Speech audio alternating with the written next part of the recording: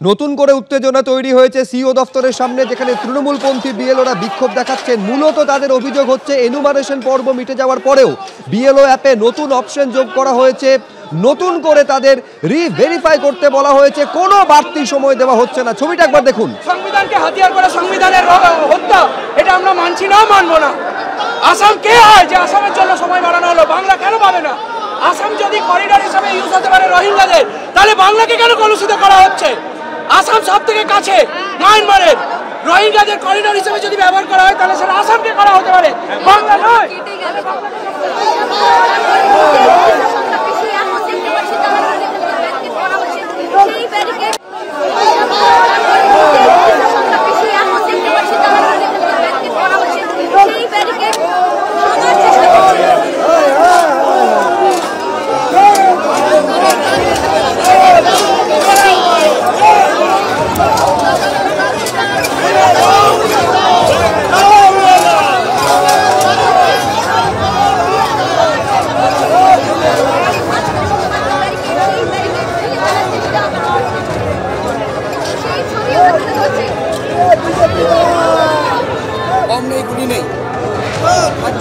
Barricade ভাঙার চেষ্টা করছেন তৃণমূলপন্থী বিএলও সংগঠনের সদস্যরা। মূলত অভিযোগ হচ্ছে নিত্য নতুন অপশন চাপিয়ে দেওয়া হচ্ছে।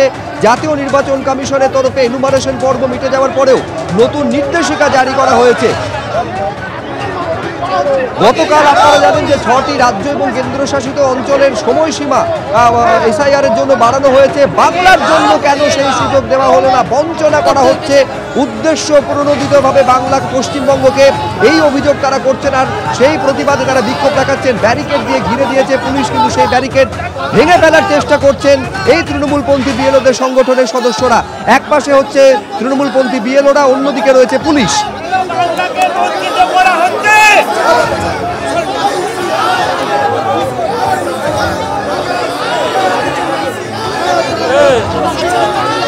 আমি এই মুহূর্তে ছবিটা জানবো সরাসরি একেবারে ঘটনাস্থল থেকে। রুমা পাল আমাদের প্রতিনিধি রয়েছেন। কি অবস্থা এখন রুমা?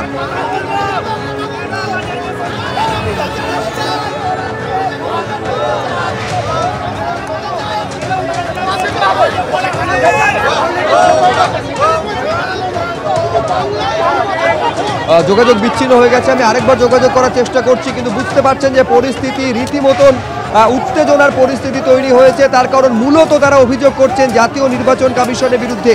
এর আগে তৃণমূলপন্থী এই বিএলওদের সংগঠন তারা দফায় দফায় বিক্ষোভ দেখিয়েছেন, কখনো সিও দপ্তর ঘেরাও করেছেন, কখনো বিএলওর যে মৃত্যু হয়েছে তাতে জাতীয় নির্বাচন কমিশনকে কাঠগড়ায় তুলে ক্ষতিপূরণ দাবি করে তারা ধর্ণা পর্যন্ত দিয়েছেন। এই মুহূর্তে ছবিটা আমি যোগাযোগ করতে পেরেছি, রুমার থেকে জেনে নেব। রুমা,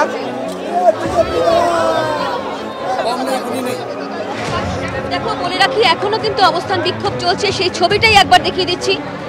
এখানে দেখতে পাচ্ছ ঠিক সিও দপ্তরের মূল ভবনের বাইরে এই অবস্থান বিক্ষোভ চলছে এবং মাঝে মাঝেই কিন্তু পরিস্থিতি উত্তপ্ত হচ্ছে।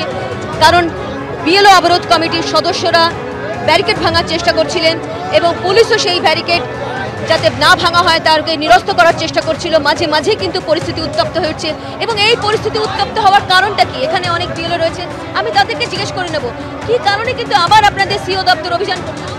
এই কারণেই আমাদেরকে আবার এই দপ্তর আন্দোলনে নামতে হলো। কারণ কি, আমরা দেখলাম আমরা যখন ডিস্ট্রিবিউশন এবং কালেকশনের পর আবার আমরাই এন্ট্রি করলাম, কিন্তু তারপরেও আমাদের মুক্তি নেই। এরপর বাংলার উন্নয়নের সঙ্গে তাল মেলাতে না পেরে বিজেপির সঙ্গে চক্রান্ত করে এই নির্বাচন কমিশন দিনের পর দিন এমন একটা কাজ দিচ্ছে, এরা ডুপ্লিকেট। কিন্তু আমি তাদের নিজে ব্যক্তিগতভাবে চিনি, তারা ওই পাড়ার আদি বাসিন্দা, বলছে এরা ডুপ্লিকেট, আমাদের এদেরকে ক্যান্সেল করে দিতে হবে। তারপরে আপনারা বিএলও অধিকার রক্ষা কমিটি এবং এখানে অনেক দিন ধরে এখানে কিন্তু মঞ্চ রয়েছেন, অবস্থান বিক্ষোভ করছেন। আজকে নতুন করে কি হলো? কারণ কালকে তো ডিজিটালাইজেশন শেষ হয়ে, আজকে নতুন করে এই হলো, অন্যান্য 6টা রাজ্য তারা যখন এই কাজ সম্পন্ন করতে না পেরে তাদের দাবি মেনে তাদেরকে সময় বর্ধিত করা হলো। বাংলার সঙ্গে এই বৈমাত্রীয় সুলভ আচরণ কেন করা হলো? সিও দপ্তরের বক্তব্য যে তারা কিন্তু সময় চাননি, কারণ অনেকটাই কাজ শেষ, সবটাই শেষ। আমরা বারবার এখানে আন্দোলনে নেমেছি আমাদের সময় বৃদ্ধির জন্য। চালাকি করে যে 10 দিন বাড়ানো হয়েছিল তার মধ্যে কিন্তু আমাদের বিভিন্ন রকম কাজের চাপে ফেলে রাখা হয়েছিল।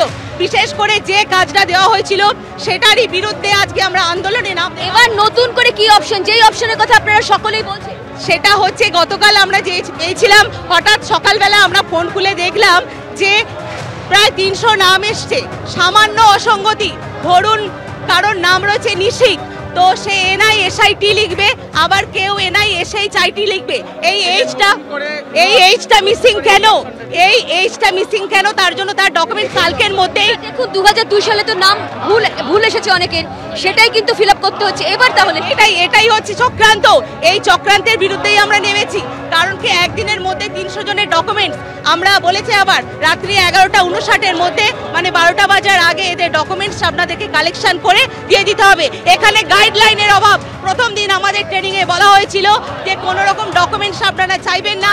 কি বলা হয়েছে আজকে এই যে আমাদেরকে কালকে বলা হয়েছিল বিএলও বিএলএ এই মিটিংটা করে রেজুলেশন করতে বলা হয়েছিল, এইটা আমরা সাবমিট করেছি। তারপরে দেখাচ্ছে এই ট্যাবটা নতুন এসছে। এবার আপনি বলুন, একজনের 2002-তে অসীম কুমার চক্রবর্তী নাম ছিল। হয়ে উঠেছে, আমি একবার ছবিটা দেখাবার চেষ্টা করছি। মাঝে মাঝে কিন্তু উত্তপ্ত হয়ে উঠছে, মানে ব্যারিকেড রয়েছে, ব্যারিকেড থাকা সত্ত্বেও পুলিশের ছয়লাভ, কিন্তু এই ব্যারিকেড ভাঙার চেষ্টা প্রায় 1 ঘন্টা ধরে কিন্তু এই অবস্থান বিক্ষোভ চলছে। এই অবস্থান বিক্ষোভ একদিকে যেমন অবস্থান বিক্ষোভ চলছে, অন্যদিকে কিন্তু এই ব্যারিকেড রয়েছে, সেই ব্যারিকেড ভেঙে সিও দপ্তরে ঢোকার চেষ্টা। মাঝে মাঝে কিন্তু এই চিত্র আমরা দেখতে পাচ্ছি, এই মুহূর্তে দেখতে পাচ্ছি সিও দপ্তরের একদম মূল ভবনের বাইরে, যেখানে কিন্তু যানবাহন একেবারে স্তব্ধ। এই মুহূর্তে সেখান থেকে কোনো যানবাহন যাচ্ছে না। বিএলওদের বক্তব্য সময় বাড়াতে হবে। বিএলও অধিকার রক্ষা কমিটি যারা এখানে অনেক দিন ধরে কিন্তু মঞ্চ বেঁধে তারা অবস্থান বিক্ষোভ করছেন, এবং তাদের বক্তব্য যেভাবে একের পর এক অপশন আসছে, সেই অপশনে কিন্তু তাদের আবার মেলাতে হবে। অর্থাৎ 2002 সালে যদি কারোর নাম ভুল থাকে, বক্তব্য ছিল যে সেই এনুমারেশন ফর্মে কিন্তু সেই ভুল নামই লিখতে হবে। এবার আবার সেই নামকে কিন্তু আবার নতুন করে ভেরিফাই করতে হবে বিএলওদের, এমনটাই তারা জানাচ্ছেন। এবং সেই ছবি দেখতে পাচ্ছি, যেখানে আমরা দেখতে পাচ্ছি তারা কিন্তু এই ব্যারিকেড একেবারে ভাঙার চেষ্টা। কিভাবে ভাঙবেন আমরা দেখতে পাচ্ছি।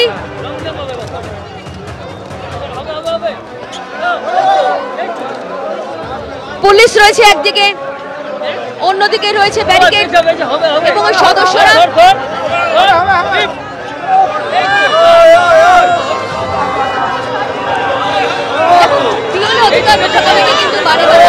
কিন্তু আমরা দেখেছি অবস্থান বিক্ষোভ করেছে, এবং তাদের বক্তব্য বিএলও অপশন দেওয়া হচ্ছে। প্রতিদিনই এক একটা অপশন আসছে। কালকে রাতে ডিজিটাইজেশন শেষ হয়ে গেছে, তারপরেও কিন্তু তাদের বলা হচ্ছে ফটো ভেরিফাই করতে। কিছুক্ষণ আগেই এক বিএলওর সাথে কথা বলছিলাম, তিনি বলেছেন যে দেখা যাচ্ছে পিতা পুত্রের যে ছবি, সেখানে দেখা যাচ্ছে যে একজনেরই ছবি আপলোড করা হয়েছে, কিন্তু ফর্মে দেখা যাচ্ছে যে তাদের ছবি আলাদা আলাদা। তাহলে এটা কি করে সম্ভব, প্রশ্ন তুলছেন। এবং সেই কারণেই কিন্তু তারা সিও দপ্তর অভিযানে নেমেছেন।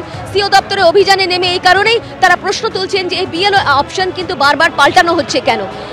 আর যেভাবে ডিজিটাইজেশন কাল 12টার সময় কিন্তু রাত 12টার সময় কিন্তু শেষ হয়ে গিয়েছে, তারপরও এই অপশন কেন?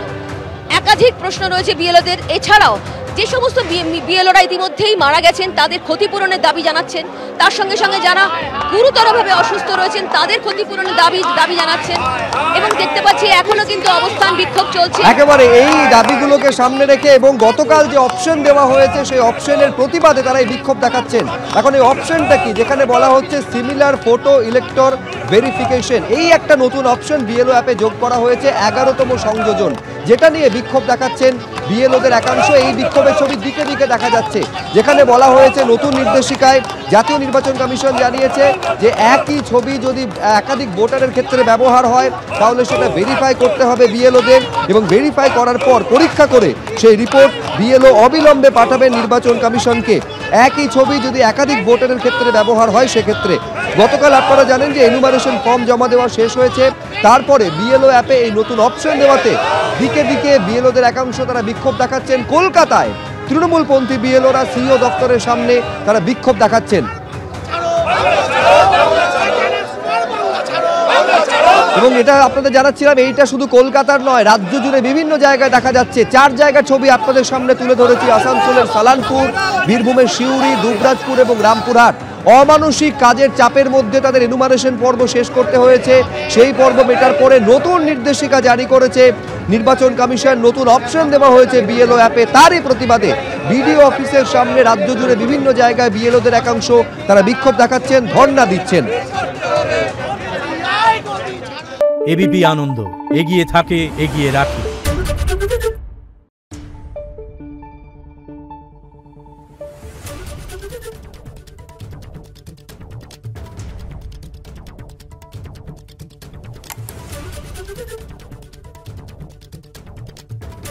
Thank you.